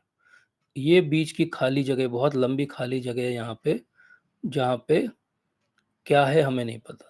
अब आज जो हम बात करेंगे कि ऊपर से गंगा जी आती हैं। अब गंगा जी कैसे आई हैं, हम विस्तार से आगे जब भागवत पढ़ेंगे तो आएगा। अभी मैं बहुत शॉर्ट में बता रहा हूँ कि जब भगवान वामन देव के रूप में अपना दूसरा पग आगे करते हैं, तो उनका जो नख है उससे ये जो यूनिवर्स का शेल है इसमें एक छोटा सा छिद्र हो जाता है, और उस छिद्र से वो गंगा जी, वो क्या है एक्चुअली, कर्णोदक शाही विष्णु जहाँ सो रहे हैं उनका जो जल है, वही जल उस छिद्र से नीचे आता है बहुत वेगमान तरीके से, और वो ऊपर के, जो ऊपर के ध्रुव लोक के ऊपर वाले लोग हैं उनको वो छोड़ देता है, और उसके बाद वो नीचे आता है। और फिर जब वो नीचे आता है तो ब्रह्मपुरी के द्वारा फिर ये इसके 4 भाग हो जाते हैं, अलकनंदा, सीता, चक्षु और भद्रा, और इस तरीके से ये यहाँ से नीचे गिरता है। तो सुखदेव महाराज क्या कह रहे हैं कि ये जो बलि महाराज की वहाँ पर वामन देव ने बोला था कि 3 पग भूमि मुझे दो, तो वो 3 पग भूमि में दूसरा पग जब उन्होंने बढ़ाया था तब ये नीचे आया था, क्योंकि भगवान के चरण कमलों को छू के आया था, तो उसका कलर उस समय पिंक था। और क्योंकि वहाँ पे विष्णुपाद या भगवान श्री कृष्ण के चरण थे, इसलिए वो विष्णुपदी भी उनको कहा गया। तो इस तरह गंगा जी को बहुत सुंदर सुंदर नाम मिले। इस तरह गंगा का पानी जो है वो नीचे प्रवाह करता है। गंगा का पाथ क्या है, कैजुअल ओशन से होते हुए, जैसा हमने देखा, ऊपर के लोगों को छोड़ के ध्रुव लोक, ध्रुव लोक के बाद सप्तऋषि, सप्तऋषि के बाद मून प्लैनेट। ये जो बीच वाला है यहाँ पे वो एक्चुअली उनके पास स्पेशल प्लेन्स हैं जहाँ जो वाटर को ट्रांसपोर्ट कर सकते हैं, जैसे हमारे पास टैंकर होते हैं। तो वो पानी भर भर के उन्होंने मून के वहाँ पे भरा है, वो जो इतना भर दिया उन्होंने पानी कि वो पानी ही नीचे आ रहा है, और फिर वो सुमेरु से होते हुए 4 हिस्सों में विभाजित हो जाता है। ये जब 4 हिस्सों में विभाजित होता है, ऐसे नीचे आके वो 4 हिस्सों में गिरता है। अभी 4 हिस्सों में भी गिरता है, तो वो जो सुमेरु माउंटेन है उसके आसपास एक पूरी एक रेंज ऑफ माउंटेन्स हैं। अब ये जम्बू द्वीप में ये सब क्यों बने थे, छोटे-छोटे हिस्से अलग-अलग क्यों हो गए थे? ये इसलिए अलग हो गए थे कि जब सगर महाराज थे और उनके जो पुत्र थे वो 60,000, और जब उन पुत्रों को वो कपिल मुनि के श्राप के कारण ऐसा हुआ, तो हो क्या रहा था कि जब वो अश्वमेध यज्ञ कर रहे थे तो जो घोड़ा था वो घोड़ा इंद्र ने चुरा लिया था, और उन्होंने अपने पुत्रों को आज्ञा दी कि जाके ढूंढो वो घोड़ा कहाँ है। तो वो सब जगह खुदाई करके ढूंढ रहे थे। तो वो इतनी बोरिंग मशीन पावरफुल थी उनकी कि उन्होंने बोर करते करते वो पाताल में चले गए। वो पाताल में एक्चुअली बैठ के कपिल मुनि तपस्या कर रहे थे, और वो जो इंद्र था उसने चालाकी से उस घोड़े को उनके वहाँ पे बांध दिया था। तो इन लोगों को लगा कि कपिल मुनि ने चुराया है घोड़ा, तो वो वहाँ डिस्टरबेंस करने लगे। तो ये उठे एकदम अपनी तपस्या से, बीच में कुपित हो गए, तो उनकी दृष्टि से ये सारे के सारे जल के खत्म हो गए। अब इनका उद्धार हो ही नहीं सकता था, क्योंकि पाताल में मरे थे, धरती पे नहीं मरे थे। तो कंडीशन थी, उन्होंने बहुत कुछ उसकी विवेचना की, और उन्होंने निर्णय समझा कि अगर गंगा जी आ जाएंगी तो इनका उद्धार हो जाएगा। और फिर जिस प्रकार से महाराज इसको समझाते हुए बहुत बड़ी बात कहते हैं कि एक्चुअली इनहेरिटेंस क्या होता है, बोले इनहेरिटेंस ये नहीं होता है कि आपको क्या मिल गया, कितना दे दिया आपके पिछले पीढ़ियों ने। असली इनहेरिटेंस होता है, बोले स्पिरिचुअल इनहेरिटेंस। अब उसके बाद आगे की जनरेशन लगी रही, फेल होती रही, लेकिन उन्होंने ये नहीं बोला अरे जाने दो, 60,000 हैं, होता रहेगा उनका उद्धार, हमें क्या लेना देना। लेकिन उन्होंने क्या बोला, हाँ अगर हमको इनका उद्धार करना है तो हमें प्रयास करते रहना पड़ेंगे, कई जनरेशन तक प्रयास करने पड़ेंगे। और फिर भगीरथ जो थे उनके प्रयास से, इसीलिए कहते हैं हम भगीरथ प्रयास।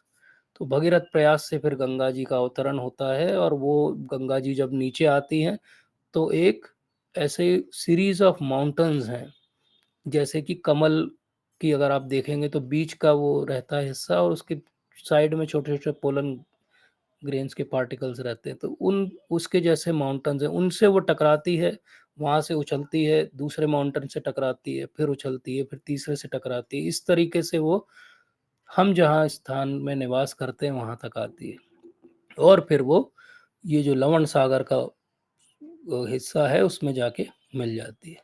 तो एक हिस्सा जो है इस गंगा जी का, एक हिस्सा थोड़ा-सा बस हमको आके यहाँ पे मिलता है, और बाकी हिस्सा जो है वो कहीं और ही है। तो इस प्रकार से हम देखते हैं कि ये पूरा जो ईलाव्रत वर्ष है, उसके वहाँ से होते हुए गंगा हम तक पहुँचती है। तो गंगा को ऐसा कहा जाता है कि अगर एक बार गंगा का नाम भी ले लिया जाए मन में, तो पवित्र हो जाते हैं हम। गंगा का अर्थ ही यही होता है। गंगा का एक अर्थ ये भी होता है कि जो ऊपर से गिरती है और तेजी से चलती है, गंगा।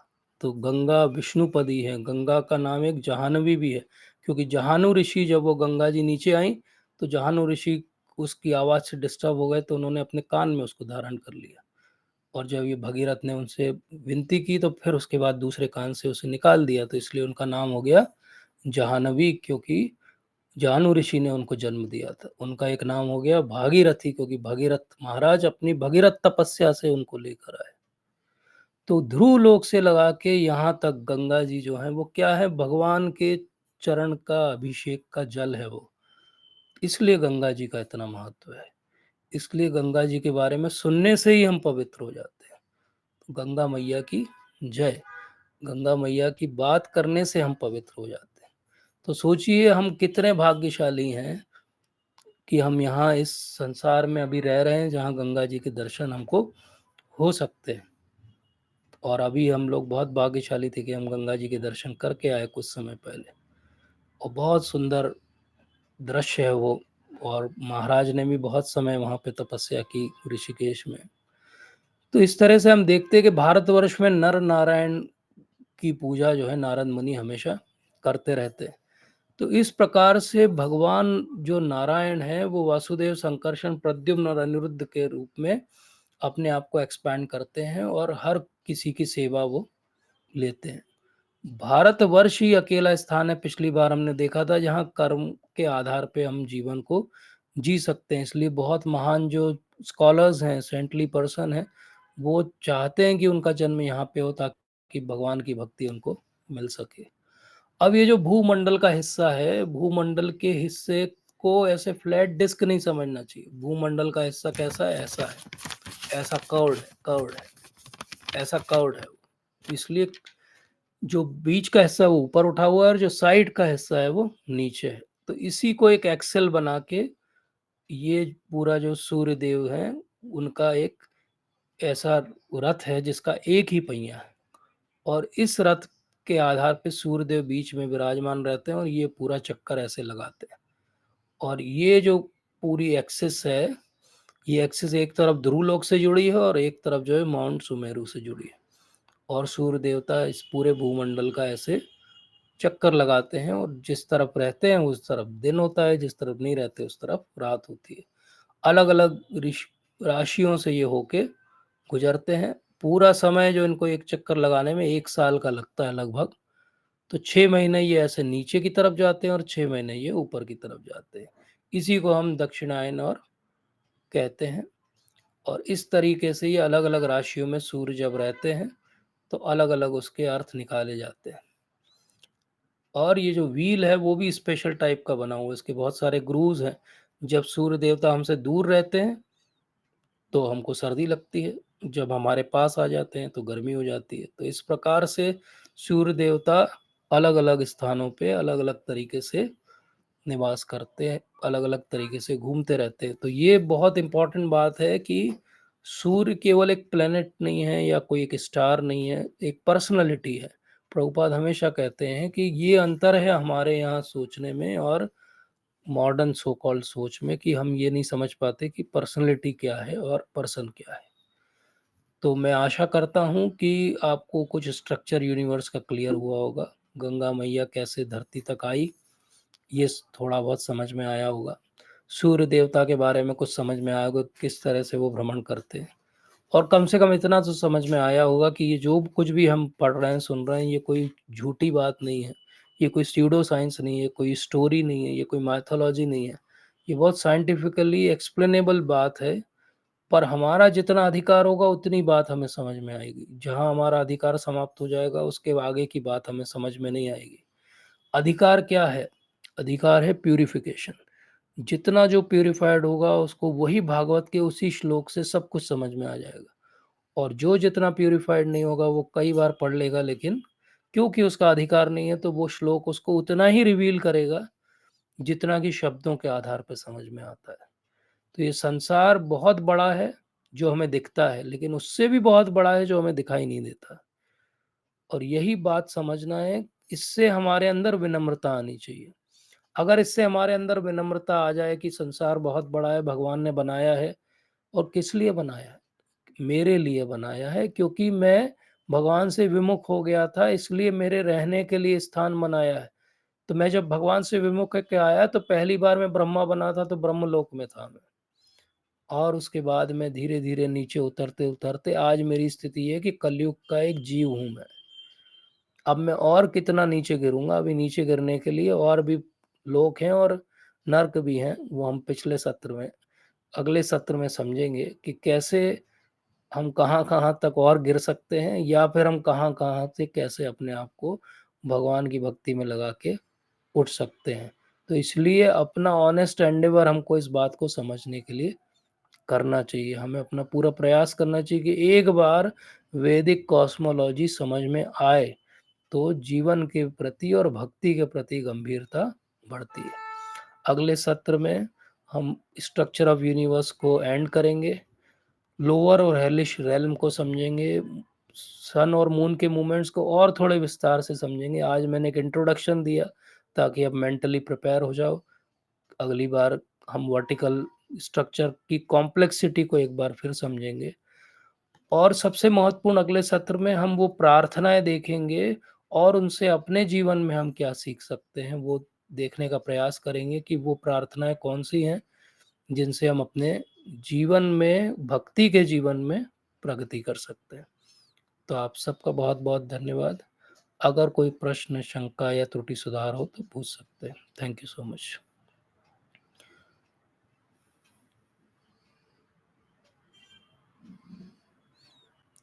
अंकित प्रभु जी।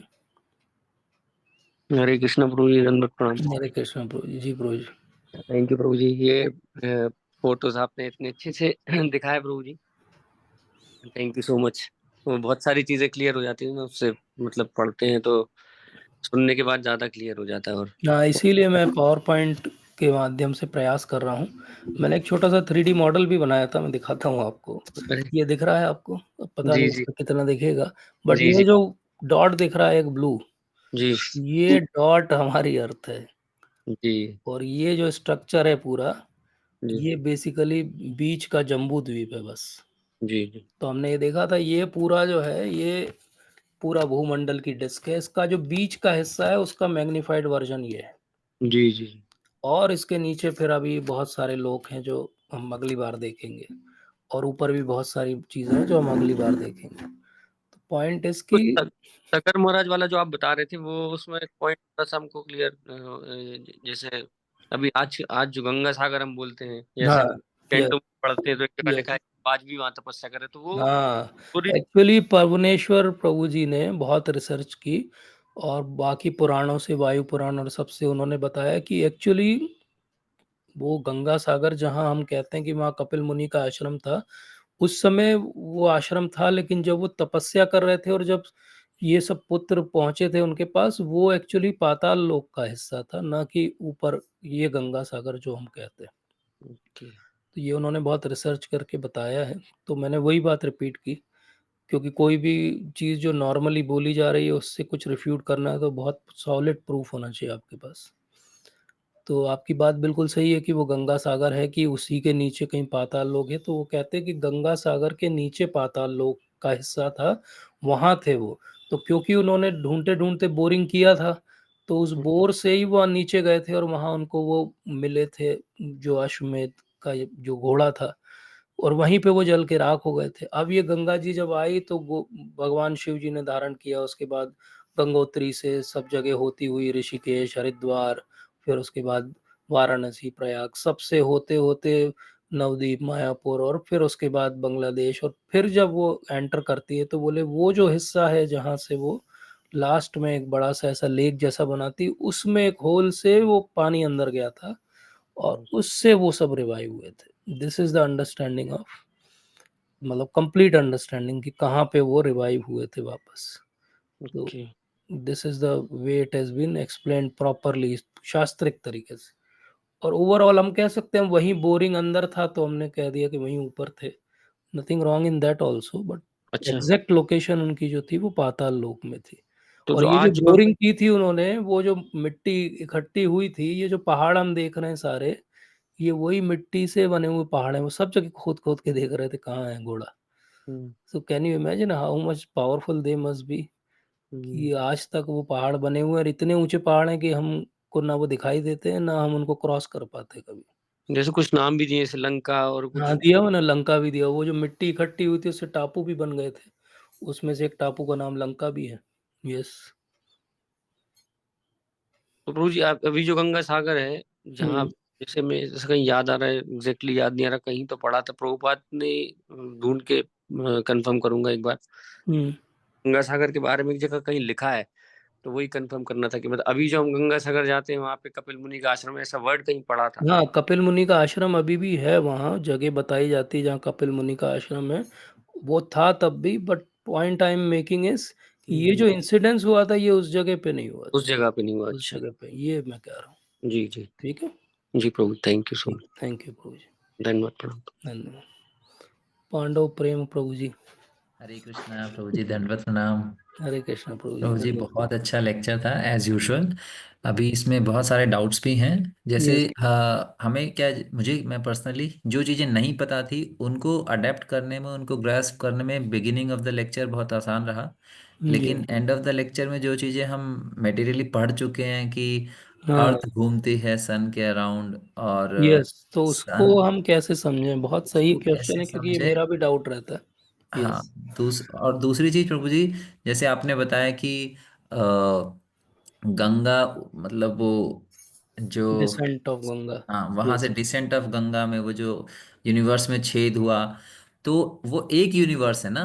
हाँ, एक यूनिवर्स है। यस। अब एक यूनिवर्स है और दूसरा, मतलब कई कई सारे क्वेश्चन है माइंड में, तो रिकॉल कर रहा हूँ। तो एक यूनिवर्स है ऐसा, हर बार जब भगवान अलग-अलग यूनिवर्स में वामन देव का अवतार लेते हैं तो हर यूनिवर्स में वो ओपनिंग होती है। तो मतलब हर और हर यूनिवर्स में गंगा नहीं होती, जब जिस यूनिवर्स जब में या जिस, तक जब तक भगवान नहीं आते हैं तब तक नहीं होती। भगवान के आने के बाद भी जो ध्रुव लोक है वहीं तक रहती है। उससे नीचे उनको लाने के लिए भगीरथ वाला स्टोरी जहाँ-जहाँ होगा वहाँ-वहाँ गंगा जी धरती पे आती है। तो हर धरती पे गंगा होगी, ब्रह्मांड की कोई आवश्यक नहीं है। और हमेशा प्रभु जी होगी ये आपने भी बोला, आवश्यक नहीं है।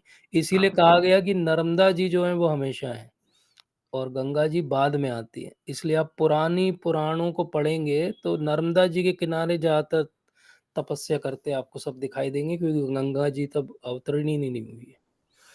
तो ओके। ये बात। तो और दूसरा आपने बोला था प्रभु जी कि कलयुग का प्रभाव धरती पे है, हुँ, बाकी के ऊपर लोगों पे मोस्ट ऑफ द टाइम सतयुग, वो त्रेता युग त्रेता रहता है। युग रहता है। यस, लेकिन ये तो प्रभु जी जो हम समझते हैं कि सतयुग, त्रेता, द्वापर, कलयुगी तो साइकिल है, यस, चतुर्युगी है। यस, तो यस। और वो टाइम रेफरेंस अगर हम पोल स्टार से देखें या टाइम फिर, रेफरेंस है प्रभु जी, लेकिन जो डिटेरियोरेशन ऑफ कॉन्शसनेस है वो नहीं है। हम जो बात कर रहे हैं जैसे कि मंदिर में बहुत अच्छे भक्तों का संग हो तो वहाँ पे भी त्रेता युग है। अच्छा, मतलब समय के उस, हाँ, ओके, समय का प्रभाव क्वालिटीज नहीं के है। हिसाब से, यस, परसेप्शन के क्वालिटीज़, हिसाब से। परसेप्शन के टाइम तो आगे बढ़ेगा, हाँ, कल बट समय वो है। क्वालिटीज़, हाँ, क्वालिटीज़ जो हैं वो इतनी डिवाइन होंगी वहाँ पे कि वो कभी इन्फ्लुएंस ही नहीं करेंगी। जैसे मतलब भक्तों का वैसे बहुत से अच्छा ऐसा लग समाज हो सकता तो है, कलयुग का प्रभाव नहीं रहेगा। जैसे मंदिर में कई बार लगे कि सतयुग या त्रेता यहाँ हाँ, या यस, द्वापर है, यस, यस, क्योंकि वैसे मंदिर ही में होगा। फिर, जैसे हाँ। प्रभुपाद कहते हैं कि मंदिर जो है एक आइडियली मैनेज मंदिर जो है वैकुंठ है, तो वैकुंठ में कहाँ समय का प्रभाव है? उस अदरवाइज तो अगर हम फैक्चुअली बात हाँ, देखें तो फैक्चुअली जैसे टाइम फ्रेम और टाइम साइकिल तो चलेगी क्योंकि ब्रह्मा सबके लिए जी भी सेम है। बूढ़े होते हैं 100 साल में। उनके 100 Correct. साल में 311 ट्रिलियन ईयर्स में, तो डेफिनिटली उस एंगल से यू आर साइंटिफिकली राइट कि टाइम सब जगह चल रहा है, except few people are out of that zone of time. अच्छा, एक मैं ऐसी वीडियो भी देख रहा था कि एक उसमें एक बच्चा स्कूल में मास्टर जी आते हैं तो वो बताता है कि वो पृथ्वी तो शेषनाग के सर पे फन पे टिकी हुई है, और हाँ। उसको मास्टर जी दूसरे बच्चे बोलते हैं नहीं, पृथ्वी तो हवा में ब्लैंक स्पेस में घूम रही है, हबल हम्म। ने बताया। और हम्म। तो वाकई में एक्चुअली हम इस टाइप की क्यूरियोसिटी हमारे में बच्चे दिमाग में आती है। तो आपने किसी भी फिगर में ऐसे दिखाया नहीं, वो कच्छप के ऊपर जो था, कच्छप के ऊपर मैं उस फिगर को ध्यान से नहीं समझ पाया। हम्म। कच्छप के ऊपर जो वो उसमें हाँ। कच्छप उसमें के ऊपर शेषनाग जी, और हाँ, शेषनाग के ऊपर जो तो ये पूरा भूमंडल है। भूमंडल और लोअर प्लेनेटरी सिस्टम उतने टिके हुए हैं। जो नहीं तो अर्थ उसके ऊपर नहीं है। अपर प्लेनेटरी सिस्टम्स जो हैं वो हवा में है, वो इस पे टिके हुए नहीं है।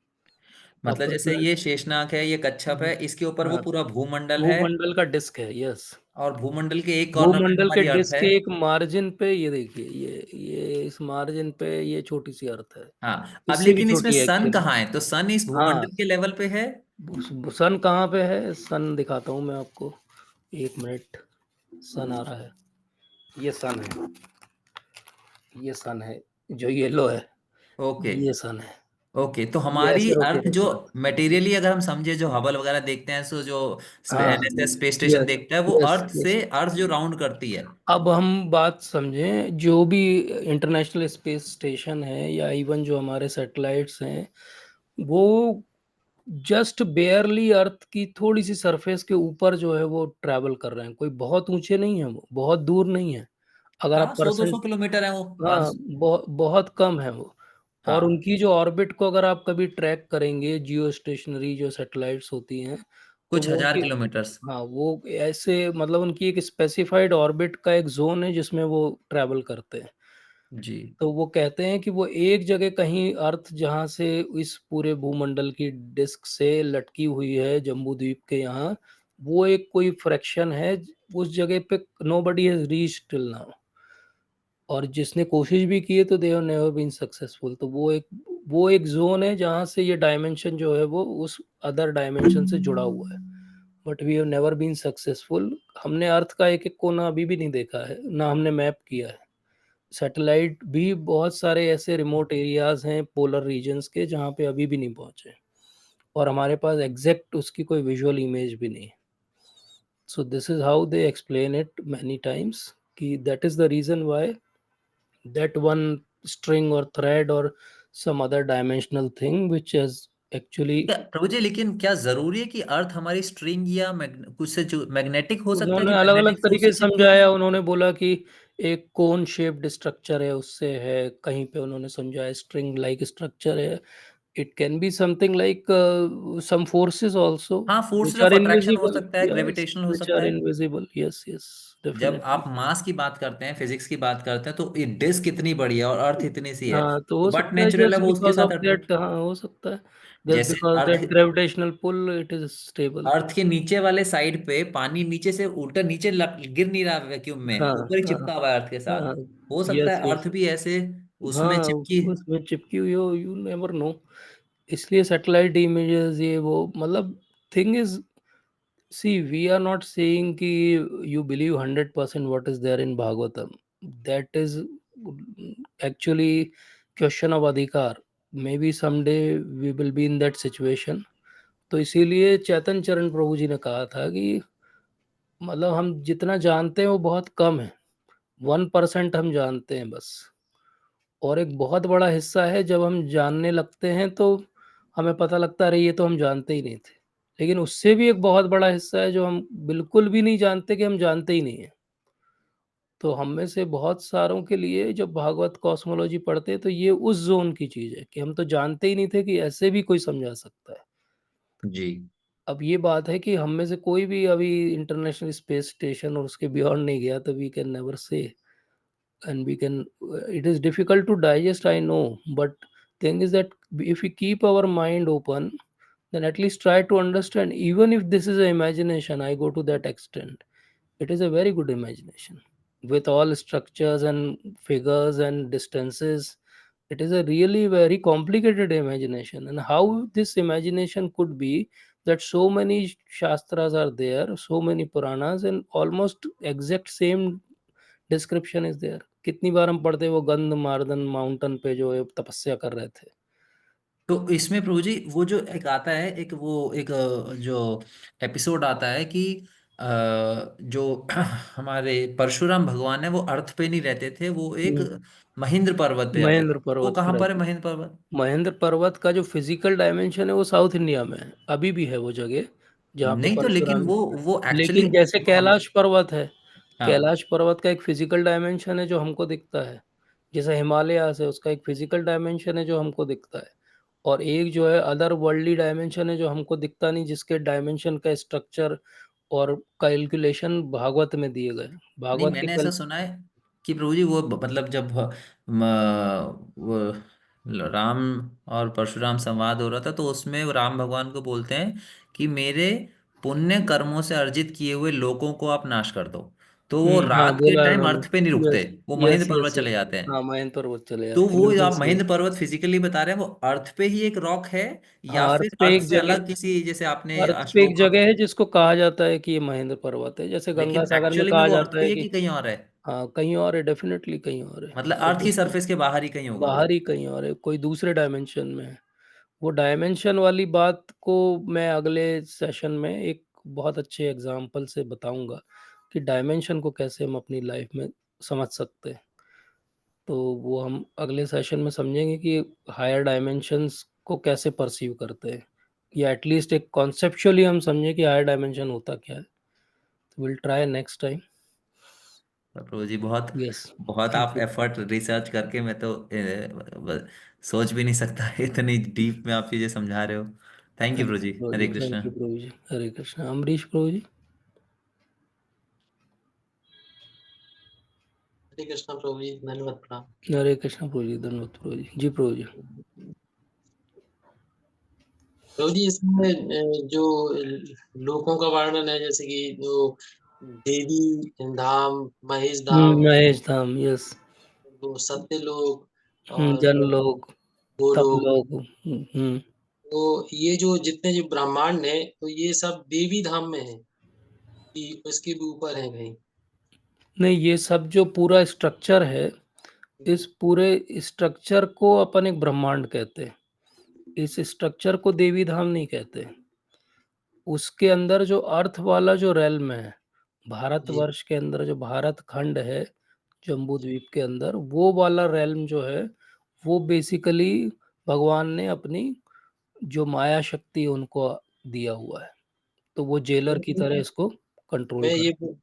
बोल रहा हूँ, जैसे सबसे जो गोलोक है, तो गोलोक जो है वो मतलब हायरार्की में सबसे ऊपर है। यस। फिर वो उसमें फिर सत्य लोक अब आता है, और वहीं महेश धाम बना हुआ है, वो नहीं नहीं आएगा। नहीं नहीं नहीं नहीं, मैं बता रहा हूँ आपको एक बार। ऐसा नहीं, ऐसा है, देखिए ये जितने सारे लोग हैं ना, ये यहाँ पे है प्रभु जी, ये यहाँ पे लोग हैं सब। ये हर जी, ब्रह्मांड के अंदर ये लोग हैं। हर ये ब्रह्मांड में हर लोग हैं। ब्रह्मांड में अपने लोग हैं। हर ब्रह्मांड के अपने एक ब्रह्मा जी हैं। जितना कॉम्प्लिकेटेड ब्रह्मांड होगा उतने उनके सिर हैं, तो उतना उनकी गोलोक, प्रोसेसिंग पावर। लेकिन वो लोग जो एक ही है। वो गोलोक लोग एक ही एक ही है। सदाशिव के रूप में भगवान जहाँ निवास करते हैं वो एक ही है। साकेत धाम, वो भी एक ही है। साकेत धाम भी एक ही है। देवी महेश, धाम भी एक ही है। महेश धाम, यस तो यस। ये जितने ब्रह्मांड, ये कौन से धाम में है? सारे के सारे जो लोग ब्रह्मांड किसी धाम में नहीं, ब्रह्मांड बहुत हायरकी में नीचे है। जी ब्रह्मांड जो है धराधाम में है, नीचे की तरफ। ब्रह्मांड जो भगवान महाविष्णु के रूप में जो अपना शैया कर रहे हैं कर्णोदक पे, वहां से जब उनके पोर्स से निकल रहे हैं वो बबल्स हैं ब्रह्मांड, तो वो बिल्कुल अलग हैं। मैं आपको तो एक मैंने एक वीडियो एडिट किया है, मैं देखता हूँ अगर वो इस पे शेयर होता है तो I will just show. 2 minute का एक वीडियो मैंने बनाया, कोशिश करता हूँ मैं। मतलब मैं उस ब्रह्मांड का जो मैं आपको दिखाता हूँ। आई थिंक वो इससे दिखाता हूँ। इससे बातें बहुत और स्पष्ट होंगी। मैं एक कोशिश करता हूँ अगर चलता है यहाँ पर तो। और फिर प्रभु जी जब प्रलय होती है, तो यस। प्रलय में जी प्रलय में क्या बोलिए। नष्ट होता है और क्या रह जाता है? यस, ये हम अगले सत्र में मैं आपको जी, विस्तार से बताऊंगा कि प्रलय में क्या होता है। वो मतलब तो गोलोक और ये सब तो बने रहते होंगे, ये सारे ब्रह्मांड ही नष्ट होते होंगे शायद। यस यस, ब्रह्मांड ही सारे नष्ट होते हैं। आपको कुछ दिख रहा है प्रभु जी स्क्रीन पे? जी जी जी। हाँ तो मैं, जबलपुर, जबलपुर शहडोल। हाँ दिख रहा है। यस, तो देखिए इस वीडियो को।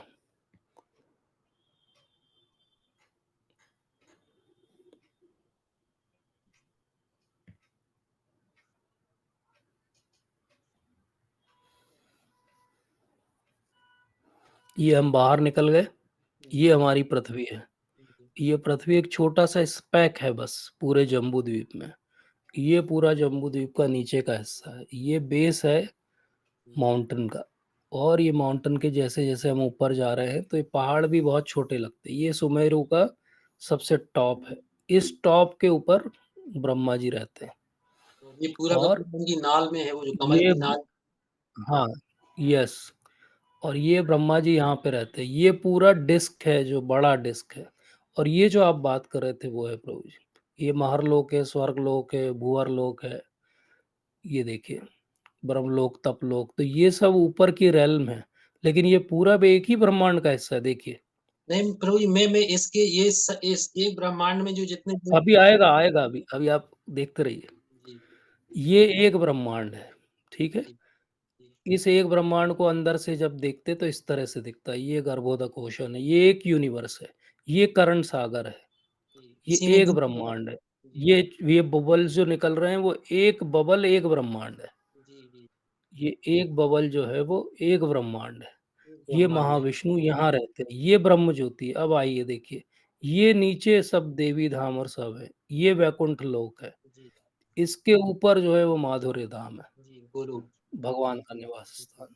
तो ये भी एक ही है, देवी धाम भी एक ही है। ये सारे भगवान के विभिन्न अवतार, ये 5 रसों में भगवान की सेवा की जाती है। जी, तो इस तरीके से ब्रह्मांड का पूरा स्ट्रक्चर का हेतु एक ही है कि आप किसी तरीके से भगवान की सेवा में अपने आप को नियुक्त कर पाओ, ये हेतु है।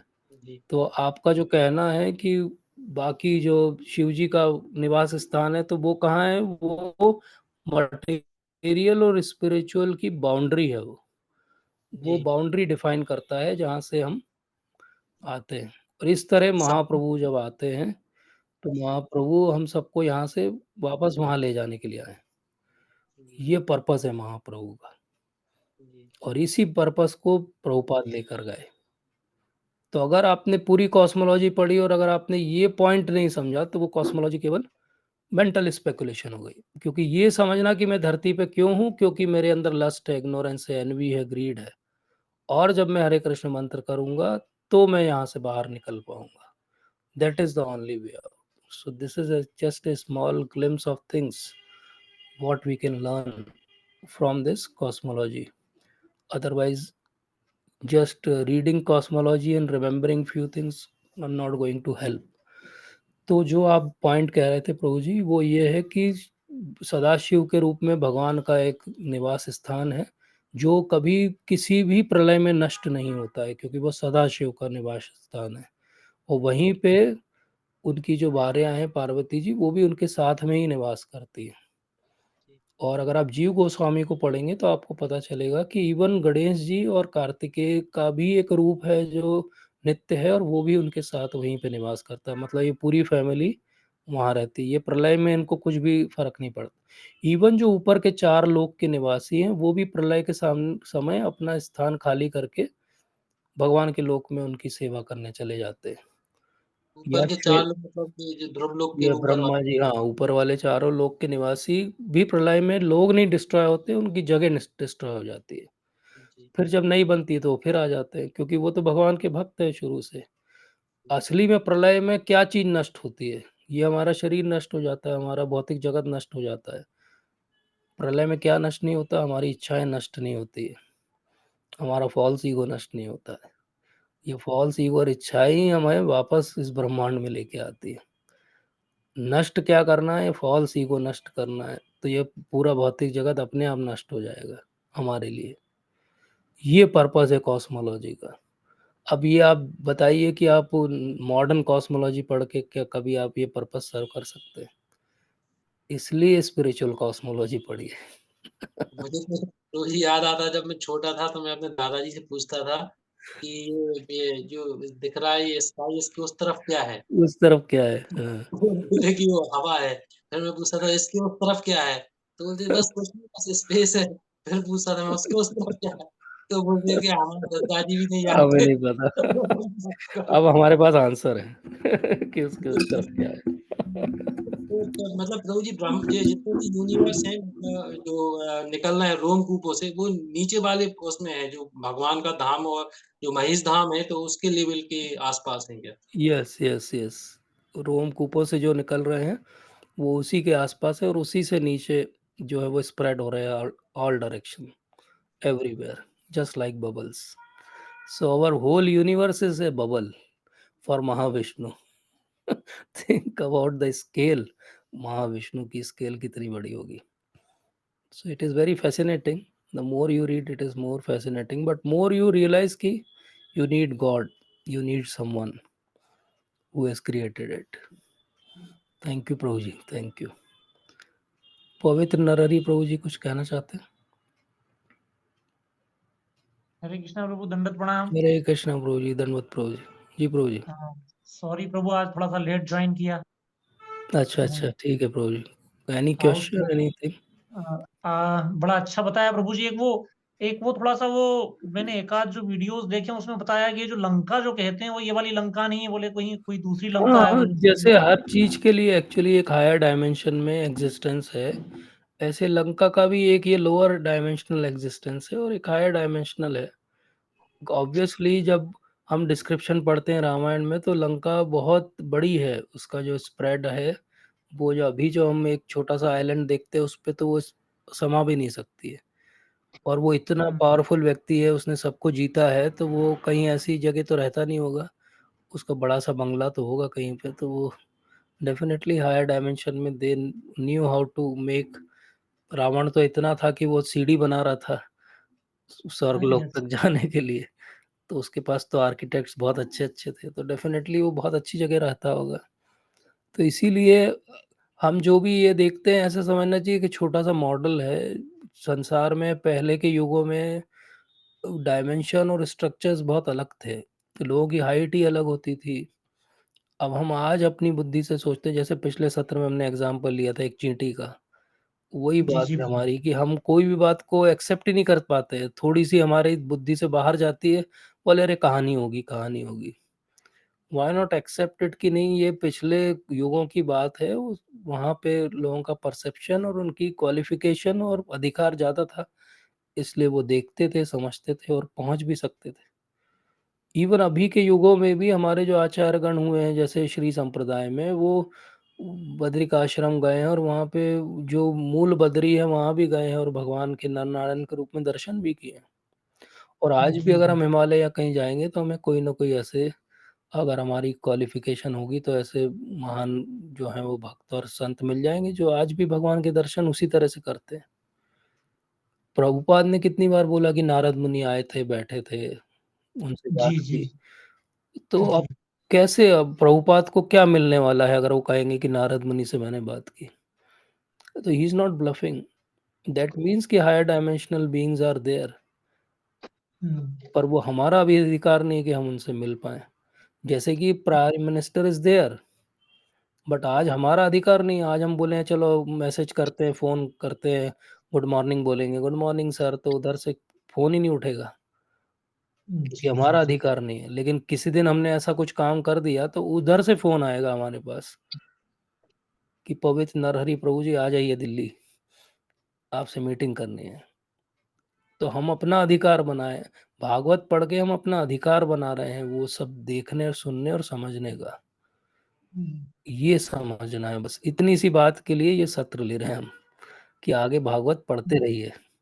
क्योंकि बहुत जी सारे जी लोग कॉस्मोलॉजी में आके भागवत छोड़ देते हैं, या तो समझ में नहीं आती इसलिए, या उनको लगता है कि हमने जो पढ़ा हुआ है उससे मैच नहीं हो रहा। अब अगर भागवत की कॉस्मोलॉजी मैच नहीं होगी तो आप सोचिए उसका बहुत सीरियस रिपरकशन है कि अगर कॉस्मोलॉजी मैच नहीं होगी मतलब कॉस्मोलॉजी झूठ है। अगर कॉस्मोलॉजी झूठ है तो केवल ब्रह्मांड क्यों झूठ है, फिर तो ऊपर का वैकुंठ भी झूठ है, फिर तो भगवान का धाम भी झूठ है, तो भगवान भी झूठ है, तो फिर गुरु महाराज ने जो बोला वो भी झूठ है। तो झूठ की शुरुआत समझने की कहाँ से होती है कि कॉस्मोलॉजी झूठ है। इसलिए मैं बहुत एंडेवर कर रहा हूँ, प्रयास कर रहा हूँ कि मानिए कि ये कॉस्मोलॉजी सही है, ताकि भगवान पे और गुरु महाराज पे फेथ हमारा बना रहे। अदरवाइज साइंस के ज़माने में बहुत मुश्किल है कुछ भी हमारी बुद्धि में जो बचपन से भरा हुआ है उसको निकालना। इसलिए मैंने वहीं से बात चालू की थी आज की स्यूडो साइंस क्या होता है। आप ये समझो कि साइंस भी जो कह रहा है उसके पास भी कोई बहुत प्रूफ नहीं है उस चीज़ के, तो क्यों ना हमारी बात भी सुनी जाए। जब हम उसी स्केल और टाइम की बात कर रहे हैं जिस स्केल पे आज साइंस बात करता है, तो क्यों ना हमारी बात भी सुनी जाए। क्यों ना हो सकता हमारी बात भी सही हो। ये बात है, बस इतनी सी बात है। और थैंक मेन मेन यू। बात तो ये समझनी है कि मतलब हमें मेन चीज समझने वाली वो ये है कि हम अपने पुण्य कर्मों से या अपने बल पर कुछ नहीं ये कर सकते, जम्बूद्वीप भूमंडल और इस ब्रह्मांड के पार और लोकालोक के जा ही नहीं पार नहीं जा सकते। सकते। यस। तो बेसिकली हमको जो आपने बताया कि लेके जाने वाले जिस तरह से अर्जुन को जो है वो कृष्ण हाँ, लेके गए, भगवान तो हमको भी लेके जाने वाले भगवान ही। भगवान ही है। यस बेसिकली प्रभु हमारा जी। मेन जो है वो उद्देश्य यही होना चाहिए कि किसी तरीके से इन सब जगह से निकल के और चले जाएं बाहर। यस प्रभु जी, तो that should be main our aim. Bhagavatam का जो है वो सार यही है कि भाई हमें यही सार है। कॉस्मोलॉजी यस पढ़ने प्रभु। का भी यही सार है। तो बहुत अच्छे से बता रहे हैं प्रभु जी आप, बहुत अच्छा क्लियर हुआ। तो वो जैसे थैंक यू गंगा प्रभु जी जी। का है ना तो कि गंगा जी को भी गोमुख से ऊपर कहाँ से आ रही है कोई नहीं देख सकता, इवन गोमुख भी जाने की शायद परमिशन नहीं है ना। हाँ, अब तो नहीं है क्योंकि वो इकोलॉजिकली एंडेंजर्ड जोन है। हाँ, तो वो और अब तो पुराने गोमुख भी आप नहीं जा वीडियो सकते वहाँ देखेंगे तो गौमुख के वीडियोस हैं बहुत सारे तो जहाँ आप दर्शन कर सकते हैं। तो वहाँ छोटी छोटी धाराओं में बहती है गंगा जी, फिर नीचे जी आती जी है जी। तो वेगवान हो जाती है। बट इंटरेस्टिंग है कि बहुत सारी चीज़ें हायर डायमेंशनल जो हम नहीं देख सकते उसमें, जैसे कोई एक बिल्कुल बहुत अच्छा एग्जांपल है उसका, जैसे कंप्यूटर के अंदर आप लॉगिन करते हो तो एक एडमिन का लॉगिन होता है जहाँ से आप सब चीज़ देख सकते हो, और एक गेस्ट का लॉगिन होता है जहाँ से आप लिमिटेड चीज़ें देख सकते हो। अभी हम गेस्ट के लॉगिन में हैं तो हमको जितना दिखता है संसार दिख रहा है। जब हमारा लॉगिन का क्रेडेंशियल बढ़ जाएगा, एडमिन बन जाएंगे या एडमिन के हेल्पर बन जाएंगे, तो वो हमें पासवर्ड दे देंगे, बोले ये पासवर्ड डालो, सब दिखने लगेगा। तो उसके लिए कोई बहुत एंडेवर नहीं करना पड़ेगा, वो तो कैसे हो सकता है 1 सेकंड में। पासवर्ड मिल जाए बस। पासवर्ड यही है, हरे कृष्णा मंत्र। बिल्कुल प्रभु जी बिल्कुल। Yes, thank you Prabhu ji. तो अगर और थैंक कोई यू प्रश्न नहीं है तो हम आज यहीं विराम देंगे। आप सबका बहुत-बहुत धन्यवाद। हम एक लास्ट सेशन और लेंगे कॉस्मोलॉजी पे अगली बार, और उसमें हम मेनली प्रार्थनाओं के ऊपर फोकस करेंगे। वो इसलिए मैंने लास्ट में रखा है कि अब ये 2 बार से हमारा कुछ फेथ बना होगा कॉस्मोलॉजी पे, तो अब प्रार्थनाएँ सुनेंगे तो शायद उसका हमारे हृदय पे एक अच्छा और सकारात्मक प्रभाव होगा। तो आप सबका बहुत-बहुत धन्यवाद। हरे कृष्णा। वाञ्छाकल्पतरुभ्यश्च कृपा सिन्धुभ्यः च पतितानां पावनेभ्यो वैष्णवेभ्यो नमो नमः। शिल प्रभुपाद की जय। हरे कृष्ण। ग्रंथराज श्रीमद् भागवतम की जय।